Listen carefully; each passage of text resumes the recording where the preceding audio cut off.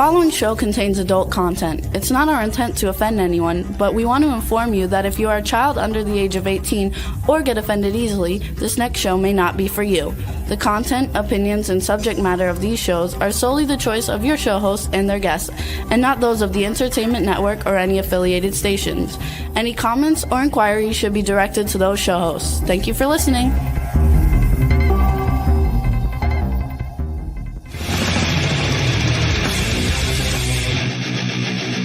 Listening to the Adventures of Pipeman on W4CY Radio.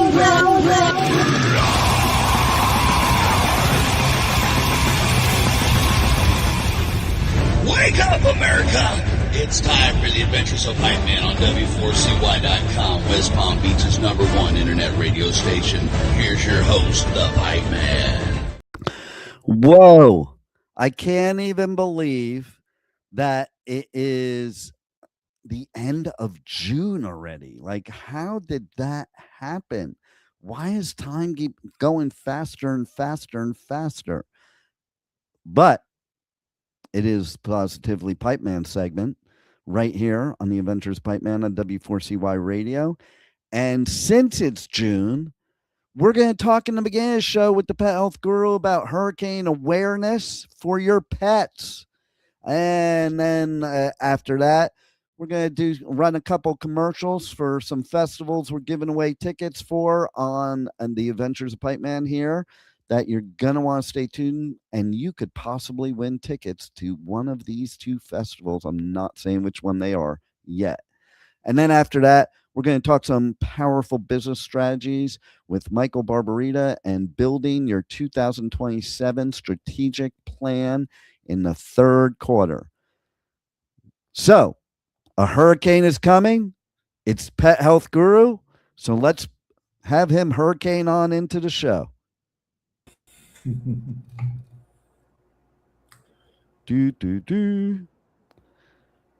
Uh-oh. What's happening, Juan? I don't know. Streamer is doing weird things today. It has it on. It had it on the wrong thing. I just changed it myself. It had it on the wrong thing. So, sorry, people, but, you know, even the engineers make mistakes, too. I clicked on it. It didn't do anything. How you doing, Dean? I'm doing good. How are you? Not too bad. You know, it's been a kind of a hurricane around here anyway with our move and everything that we went through. Oh, yeah, that's always fun. Yeah, the store's pretty much set up in its new format and everything, so it looks really, really good. And we're ready for hurricane season. Nice. Are we ready for earthquake season, though? Because apparently that has come too.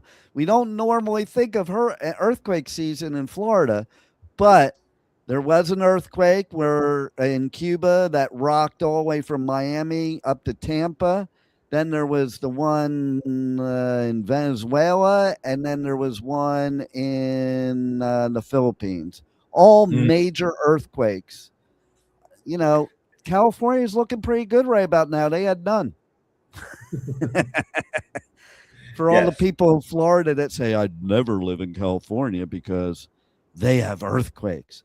And I'm somebody, I've lived through every disaster there is, and I will take an earthquake over a tornado or hurricane any day of the week. I'll tell you what. Yep. It's, you know, it's interesting that, you know, the world is always, you know, in a battle with itself. Yeah. You know what we should talk about? Okay, I'm putting this out there. You can tell Patty.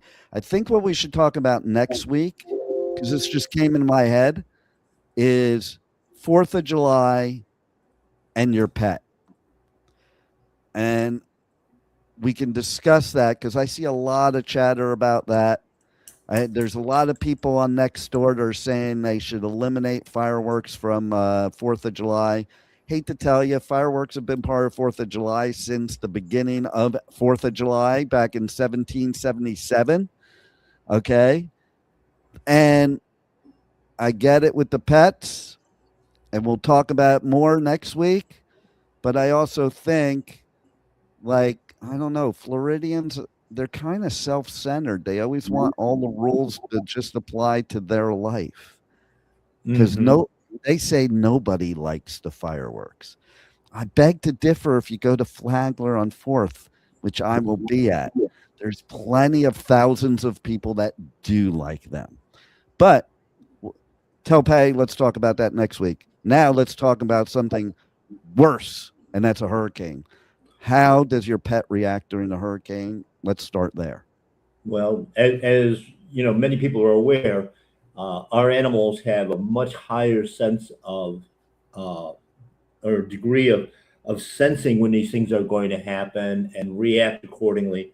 During a hurricane, especially here in Florida, sometimes they'll just let like the horses out of the barn, and they know exactly where to go instinctively, where they won't be injured, and staying out of the way. But for our dogs and cats, it's another challenge too, because first off, they're going to be emotionally charged, anxiety ridden. Of course, Anybody listening to the show, please silence your phone so it does not interrupt the show. I know. Anyway, sorry about that, but I haven't gotten a phone call all day long, and of course it had to be now. But basically, you're because of the anxiety and the stress levels that we are going through and we are conveying onto our pets. We have to be very mindful of that energy as well. We have to have certain supplies, of course, on hand. Good, clean water, obviously. Their foods. We feed a lot of raw food, so of course we have to worry about electricity going out and being able to store that. And of course you need to have identification on the animal, have a collar or a harness that has an identification on it where they can, if they do get loose, make sure you got a good leash, a restraint method, because if they go into panic mode, they're gone. And we kind of look at a lot of different things there. On the food side, of course, I'd never recommend any kind of kibble. There are some freeze-dried foods or some air-dried foods that are all meat that you can, easily transport, that sort of thing. I mean, we use the BioComplete treats because it is a whole food item. So, for that couple days, that week that you might be without a raw diet, that's fine. Actually, if people ask me all the time about that, it's like, okay, well, if the power goes out, leave your freezer door tight for you can go a couple days before everything starts to defrost. When it does start to defrost and you take it out, feed as much as you can. Let them do a big, major gorging meal, and they'll be good for 3-4 days after that, because they can go 4 or 5 days without eating if they have to. But most pet parents don't want to see that happen. No, I did that with my kids. We had the freezer full. We had a fireplace, one of the few fireplaces in Florida, and I was just cooking it up like, let's have a big Thanksgiving feast thanking the hurricane. Yeah. And of course, some of that too. I mean, if we do need to cook, lightly cook it, because it does extend the shelf life of it. Our grills work excellent on their diet as well. So, we have alternate methods that way. Of course, you can always have an extra ice chest or something, or a portable, which would be good to have. So on top of that, it's just being able to keep your animal constrained. Crates are excellent for that, especially if you have to travel. You have to evacuate, that sort of thing. You should have a crate available, not only to transport, but if you're stuck in a hotel room or something like that too, you don't want them escaping out the door when you open the door. And here you are, 30 miles, 40 miles from home, and no identifiers on your pet, and that's not good. So, those are the basic things there. If they are on medication, obviously take all the medication just like you would with yourself. And it's just don't panic. Keep it, keep your energy levels sound and composed, and your dogs and cats won't react, adversely in that effect. Nice. It's the same for humans, Yeah. I don't really freak out when there's a hurricane, because what does it accomplish? And if you freak out, your dogs and cats can sense that, and they freak out too. Yeah, exactly. That's why I said you have to watch your own energy. Yeah. So, uh, it's just use common sense. That's basically what it's about. Don't panic. So quite often people will panic like when they're, oh, we got to get out of here. We got to evacuate, and they just open up the door, or they just open up the door to see what the hurricane's doing. And the dog is out, and that's either. Well, and if you do have to chase your animal and try to get them, that's dangerous for both of you. No. No, and they don't know whether you're playing or whether it's a serious. They don't conceptualize what we do. They're not thinking, "Oh my God, this is a horrible storm." They just know that there's a lot going on, and I need to find a quiet place. And, if your dog wants to throw up in the closet, they're smarter than we are, so just let them do it. Yeah, they have instinct, then they follow their instinct. I think that's the difference with humans. We have instinct too, and a lot of times we ignore it. Yes, exactly. It's also not a bad idea that with your dogs, obviously, to wee pad train when they're early, and if you can't get out in the middle of the storm, at least they have someplace to go potty. Yeah. This is things, again, common sense. So, Juan, well, Bill, your internet has been really bad the past couple minutes, but I wanted to know what you would recommend to Juan for his goldfish or his guppy. Guppies. Oh, now he has guppies. Like, if they're in a fish tank, okay, just leave them there. If they are, if you can move it to the floor, that's even better, so that the stand doesn't get knocked over or something breaks or the wind comes through or whatever. Other than that, they're fine. They're already wet. The rain's not going to bother them. I always have wondered how fish, like in the ocean or intercoastal or whatever, what they think of the rain when it happens, because of what you just said. You're already wet.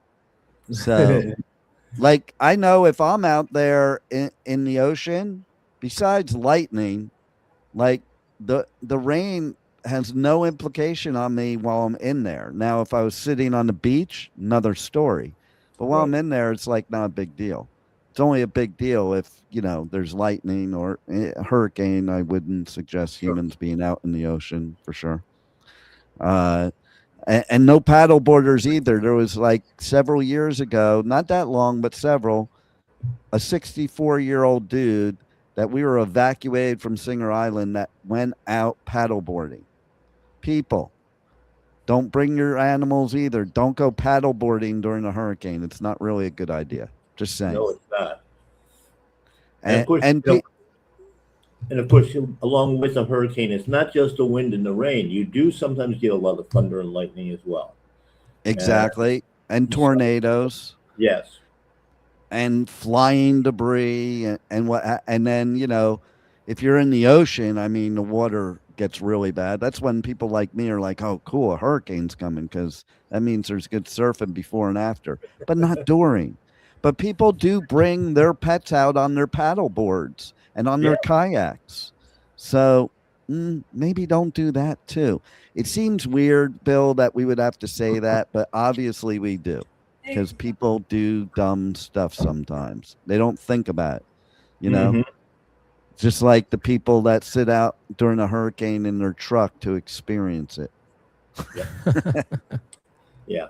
And of course, we talked a little bit about this before the show, but for the 4th of July, it's the same thing. Make sure you've got your animals constrained and, that sort of thing. The anxiety, the fireworks themselves will cause a great deal of anxiety. So you want to make sure you have control of your animals. We do have different products on the market, of course, treats and that sort of thing that may contain things like CBD, right? And stress, anxiety, herbs, and that sort of thing, which if you use them properly, can help alleviate a lot of that problem with your animals as well. How about are there like earplugs? Because I know it's the fireworks that really get to them, but lightning really gets to them too. We can't cancel lightning. No. So if there's lightning in a hurricane that freaks out your animal, just like fireworks would, is there some kind of earplug or something that there is a coping mechanism so that it is not harmful to their ears? Not really. There's nothing that's functional because, of course, when you look at dogs, especially, there's all different shapes and sizes of ears, and that makes it very difficult for anything to be constructed. One of the things, of course, during this is if you do have electricity, put on some calming music, some calming tones, get that energy flowing in the right direction.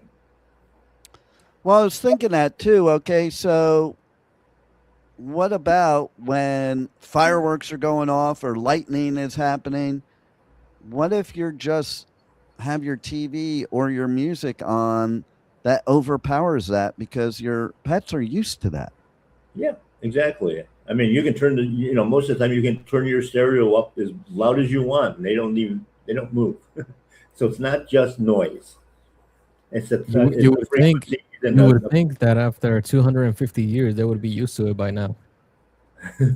But it's only once a year or twice a year, so that's why they're not used to it. But they're not. Sometimes they're not used to it with lightning either. But that's my point. These people that are on Nextdoor that are saying we should cancel fireworks. You can't cancel lightning, and that happens a lot more often than fireworks. And I was thinking to myself, tell me what you think. If you were that worried about your pet with the fireworks, why not get a pair of headphones that you would give a child, an infant that goes to a concert, put it over their ears, and they're not going to keep it on, but you hold it on and soothe them and pet them until it's over. Yeah. I mean, that's possible too. It's a lot more work. And that's one of the things, we find unfortunately too often is that pet parents aren't always committed to doing the right things at the right time. And I think they should be. Yeah. I think it's a big undertaking to have a pet. And I think it should definitely be something that, that you are willing to go the extra mile and not make everybody else do. That is something I have noticed about a lot of pet owners, at least the ones down here, is they always expect everybody else to go above and beyond for their pet. And that's like expecting everybody else to go above and beyond for your kid. You want to calm your kid? Well, I'm the one responsible for how my kid acts in a restaurant, not how the restaurant determines whether you should have kids or not, right. Type of thing. So I kind of think of it the same way. I mean, like, especially these people that are saying end fireworks. So you want to ruin the fun for millions of people because you're not willing to take that extra step for something that you decide to have a responsibility for. I've had pets all my life. They're a huge responsibility. Okay. And if you're not prepared for it, just like me, okay, you remember April. I haven't gotten another dog since April for two reasons. One is she was the easiest, greatest dog. So, like, how you top that? Number two is that I knew my lifestyle and the way I wanted to live would not be fair to me or a dog in that environment. So I opted out of having a dog. I love dogs. I wish I could have one, but I'm only going to have one if I'm willing to take all the responsibility and have all the dedication for that animal. Yes. Especially with your traveling. We talk about that in all of our shows, even when it comes to food and healthcare and all of that sort of thing. It's like, they push a lot of this stuff off on, well, I have to talk to my veterinarian, who doesn't necessarily know what's best for your animal and doesn't know what's best for your lifestyle. We've had a couple of trainers on the Pet Health Cafe recently that we talk about the different breed types and that sort of thing. If you want to, if you live in a one-bedroom apartment and you're 90 years old, you don't want a Belgian Malinois, that's bouncing off the walls, So, we have to take all that into consideration. It's not just about the look of it or that sort of thing. The training's got to be there. If your dog is well trained during a hurricane, you're not going to be nearly as upset and anxiety ridden, because your dog's going to follow command, be on its leash or in its crate, whatever it happens to be, without going nuts.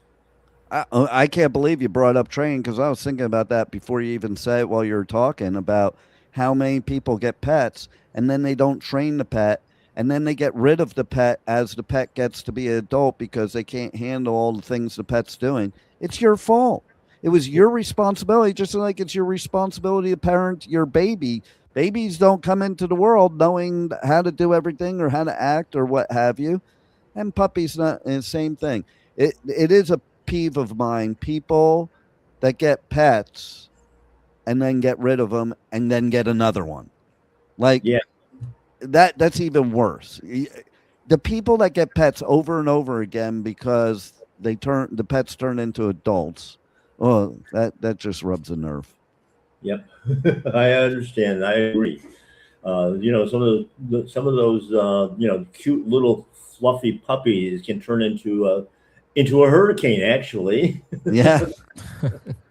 And even more of a hurricane if you're not dedicated to that animal and doing what needs to be done to groom them to be an adult, responsible adult pet. We'll call it that, Yeah. So, and you're right. I love that you put the hurricane part in there, because you're right. It would be so much easier if you always did stuff right with your pet, that they would be able to deal with the hurricane much better because you've trained them. Absolutely. And of course the proper feeding and health that goes along with that. Again, people don't want to make the commitment, and then of course a lot of those animals that dumped in shelters are because the vet bills are too expensive. Yeah. They didn't plan for it. Yeah, you got to think of all different things. And I do give credit to some people that never have a pet, that know that it's just not for them. It was funny. I saw one of those postings on Nextdoor. As somebody said, I'm trying to remember what they said. And they were like, well, what if, and it was more of like something like, what if you don't have or want a dog? Then why should I have to not do something because you have and want a dog? Mm-hmm. Yeah. I think people make a conscious choice because they don't want to make that sacrifice, just like I've done now. Yeah. It's like either have a dog or travel the way I do or whatever. Listen, that's one thing I have to give kudos to my brother about. And so he has a dog and he wants to travel, but his dog is an Australian Labradoodle. And so the only way that dog can get on a plane is in the cargo area, and he refuses to put the dog in the cargo area because he doesn't want to put the dog in that kind of circumstance. He would rather the dog, be with him or what have you. And listen, some people would make fun of somebody like that. I give him kudos because he is being a responsible pet owner by putting his pet first and his needs second in that respect. Well, not only that, they have to put them to sleep during the flight. Yeah. They're not awake. Yeah, they have to be sedated in any case. Yeah, exactly.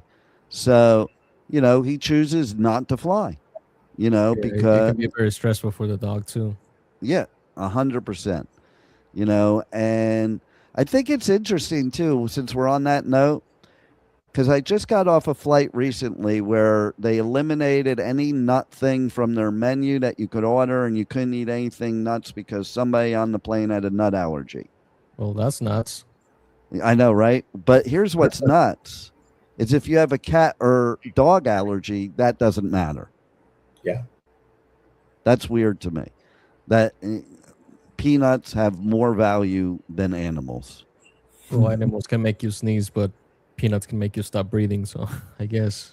Well, but for some people, though, if they're severely allergic to dogs or cats in that confined environment, they could die because they could have asthma attacks and be asphyxiated just the same. So there you go. But like if you have a nut allergy, just don't have the nuts. Apparently, if you have a nut allergy, if somebody else eats nuts, you die. I don't. What is that, like bad luck for you, or? Well, all these allergies, of course, go back to toxicity anyway. So if we eat clean and healthy, you won't have an allergy, so it won't be an issue. Exactly. I have heard of secondhand smoke. I have never heard of secondhand peanut allergy. See, now you just gave me a visual in my head of a dog and cat sitting on the plane smoking. That should be a portrait. And on that note, and then we're going to go to some ticket giveaways, but on that note, I want to say one thing before the pet health guru tells us all how we can reach out to him and get some more great advice. But first, I want to say that do you know who Kelsey Grammer is, Juan? No. Oh my God. He doesn't know anything, does he, Bill? No. Okay, so there was a show called Cheers and then a show called Frasier. And he was a star in both of those. He's a very huge, like, not like Jimmy Star huge, but really huge actor. and basically he was on a plane one time, and I was on a plane and I was smoking because you could smoke on the plane, and I didn't know who he was, but he bummed a cigarette off me, and he even asked, do I know who he? No. Hello, my name's Kelsey. No clue.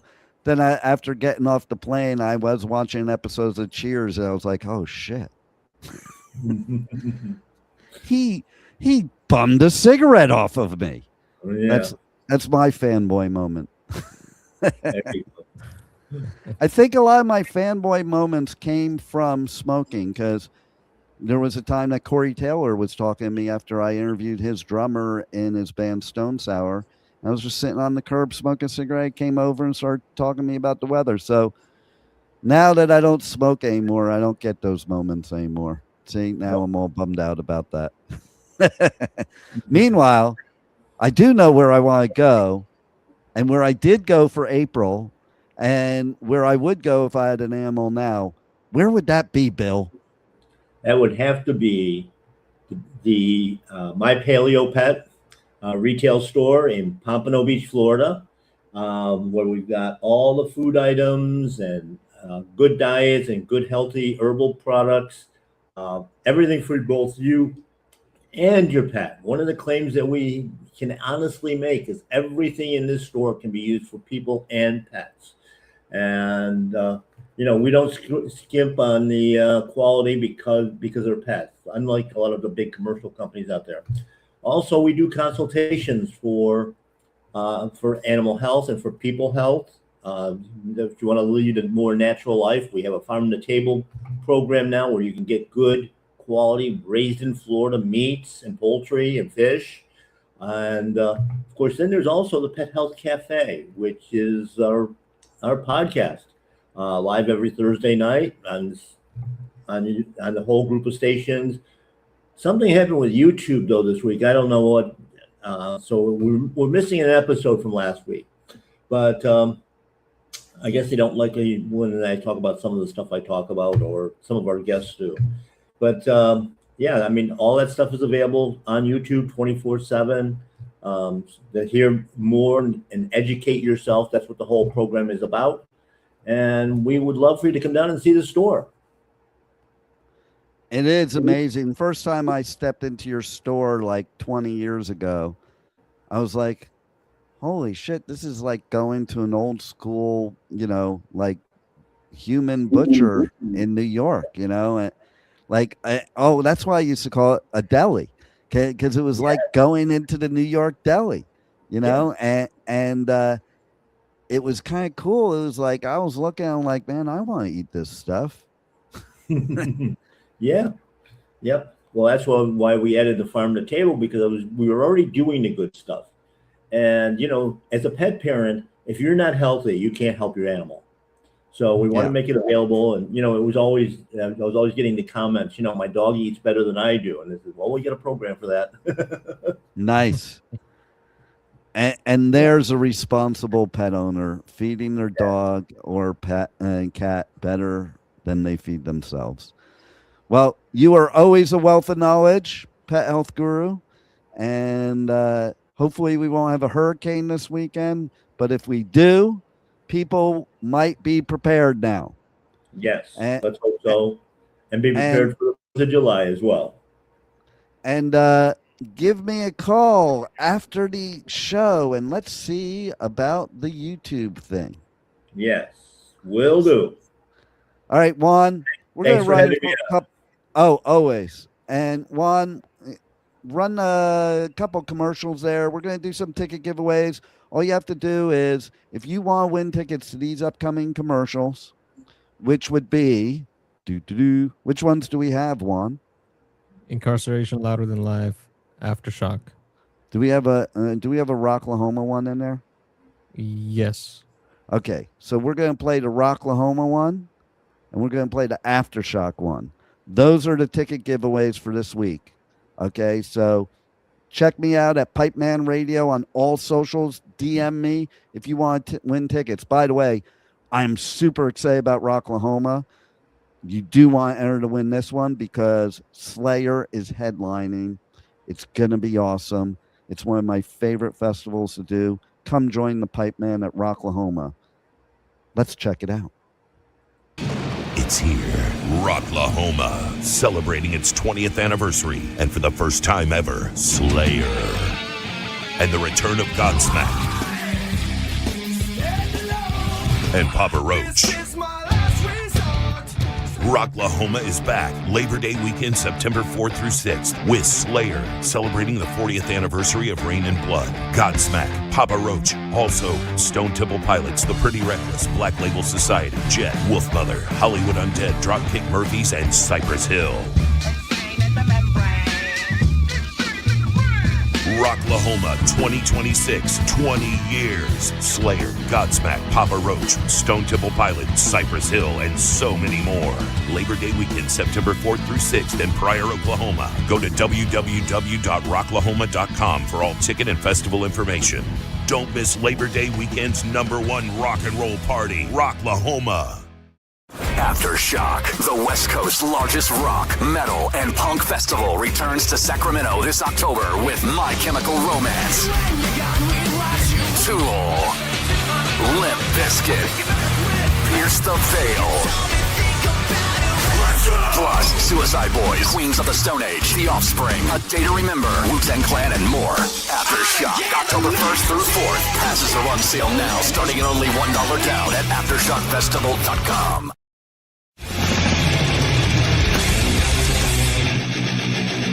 You're listening to The Adventures of Pipeman on W4CY Radio.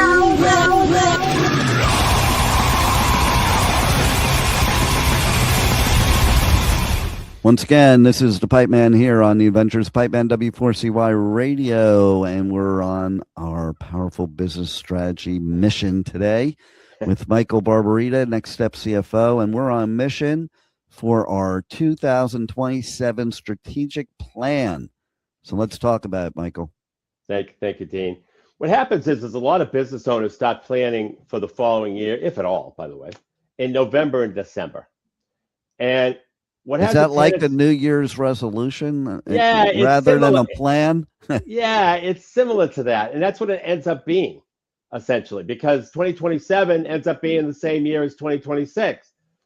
So starting a strategic plan and you're planning for 27 in Q3 allows you the time to be able to make better decisions and to be able to understand the plan or get help with the plan. So because I see what happens a lot is there's a lot of planning that goes on in November and December.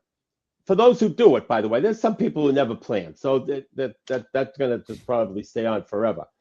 But those who do plan should consider starting in Q3 because they'll have more time to strategize. They'll have more time to really understand what's happened in the first half of 26 to be able to really negotiate their game plan. And what it ends up happening is the quality of the plan ends up much better, and the probability of implementation increases with the longer time frame for planning. And so even if you just start once a week and put an hour aside once a week for the 2027 plan, you'll be that much more ahead of the game come whenever you normally do it. For instance, whenever you normally do it. So it's just really a great way. Start early, because a lot of business owners, for those who do it at all, they just cram it in.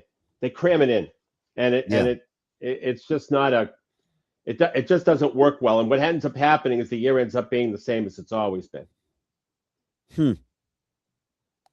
So, what other advice do you have to give people so that they could be fully prepared for 2027? Well, there's a couple of things I want to talk about in addition to the planning component, and that is what I find is best known beats best product every time.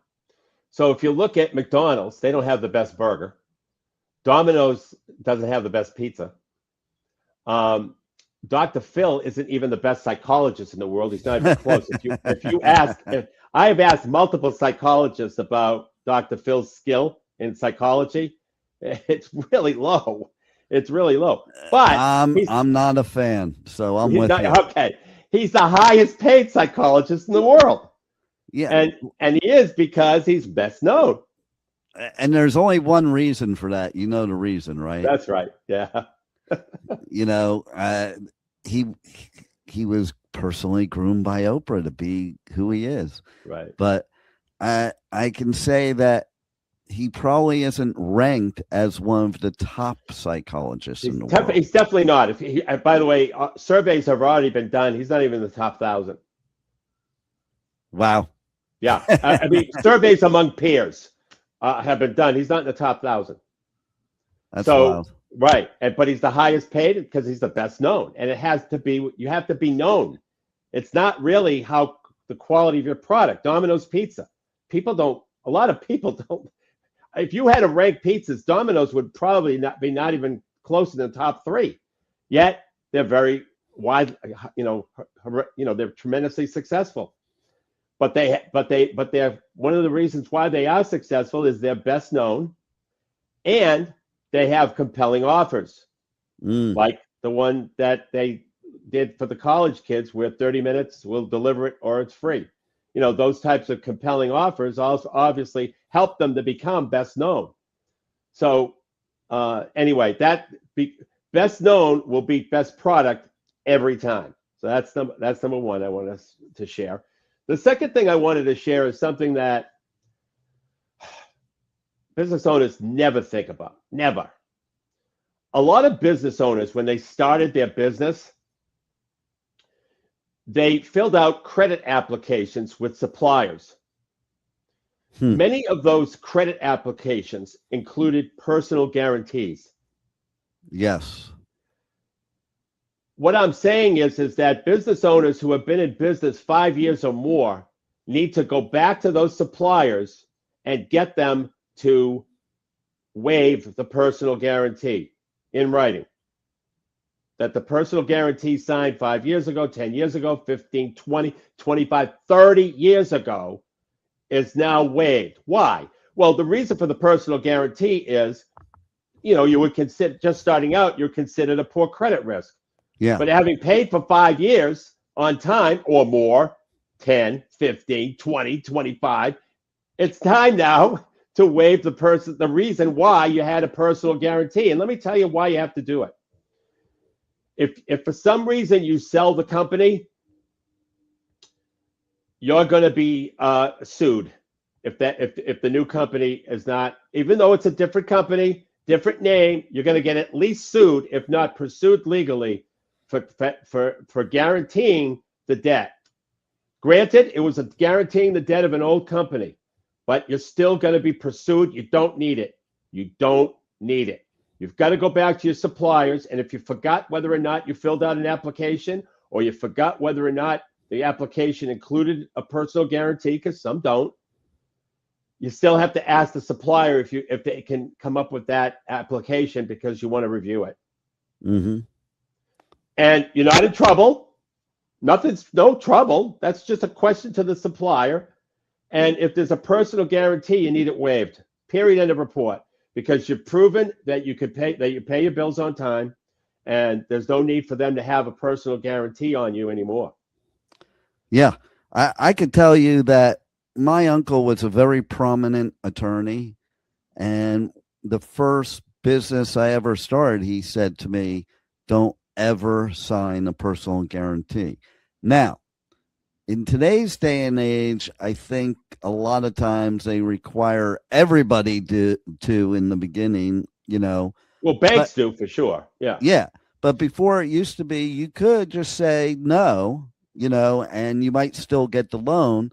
But I was always told never to do that for a lot of reasons that you're talking about. Right. And business owners, I had a client who was in business 25 years, 30 years, and he signed, I had him go back to all his supply because he wanted to sell his company. I had him go back to all his suppliers to get the personal guarantees waived. And so he did that. And there were out of the 10 suppliers that he thought he had prepared applications for at the very beginning, 7 of them he actually did prepare applications, and 5 of them had personal guarantees that he got waived. And so he's now with the new buyer, he's eliminating any hassle for his wife or his heirs or himself, eliminating any hassle. Yeah. Because he no longer has personal guarantees with suppliers, because whoever buys the company, if they do a Mickey Mouse job or if they're not good operators and they tank the company, he can get exposed. I've seen it. It sounds impossible, but it isn't. No, it's not. And my uncle said to me, one of the problems with it is the whole reason you have a corporation is to not have personal liability. So what's the point if you're going to sign a personal guarantee of having the corporation if you're going to be personally liable anyway? That's right. Yeah. So how do people reach out for more information from you in this area or any other powerful business strategy area? Yes. Well, they go to nextstepcfo.net. They can, on the upper right-hand corner, there's a diagnostic they could take. Takes less than 5 minutes. It identifies 3 strategies that your competition isn't doing, along with the financial impact of each. An explanation of the strategy as well and how to go about implementing it. They can also download a copy of my book called Powerful Business Strategies. It's on the website. It's on the left-hand side, upper corner, in an orange button as well. And they can download that book for free. Nice. And also, if they'd like to do a book interview, because we're always updating the book and we'd love to get industry insight, it's 30 minutes on Zoom. I present strategies for my book, and then I ask one question at the end of each strategy. If a business owner in your industry would implement the strategy, what kind of impact would it have? I document it for the book, and that's it. Nice. And they go to nextstepcfo.net/contact, fill out the contact form, and in the description, put book interview. Any final words you want to leave our listeners with, Michael? Don't keep doing what your competition is doing. Oh, there it is. No wiser words right there. Thank you, everybody. Make sure to check out Next Step CFO. Talk to Michael Barbarita. He can help your business in amazing ways. And thank you for once again listening to the Adventures of Pipeman Powerful Business Strategy segment right here on W4CY Radio. Thank you, James. Thank you for listening to the Adventures of Pipeman on W4CY Radio.